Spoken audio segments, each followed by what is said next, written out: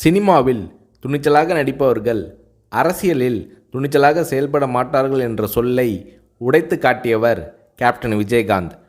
தமிழக அரசியலில் துணிச்சல் மிகுந்த அரசியல் கட்சி தலைவராக கேப்டன் விஜயகாந்த் அவர்கள் உருவெடுத்தார். கடந்த 2011ஆம் ஆண்டு சட்டப்பேரவை தேர்தலில் வெற்றி பெற்று எதிர்க்கட்சி தலைவராக கேப்டன் விஜயகாந்த் அவர்கள் இருந்தார்.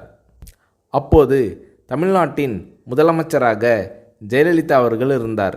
இந்த நிலையில் சட்டசபை கூட்டத்தொடரில் பால் மற்றும் மின்சார கட்டண உயர்வு குறித்து தேமுதிக எம்எல்ஏக்கள் கேள்வி எழுப்பினர். அப்போது அதிமுக தேமுதிக எம்எல்ஏக்கள் இடையே கடும் வாக்குவாதம் ஏற்பட்டது. இந்த நேரத்தில் ஆவேசமாக எழுந்த கேப்டன் விஜயகாந்த் அவர்கள், கூட்டணி கட்சி என்றால் ஆளுங்கட்சிக்கு ஆதரவாக இருக்க வேண்டும் என்பது இல்லை, மக்கள் பிரச்சனை தான் எங்களுக்கு முக்கியம், அதை பற்றி தான் பேசுவோம் என்று கர்ஜித்தார் கேப்டன் விஜயகாந்த்.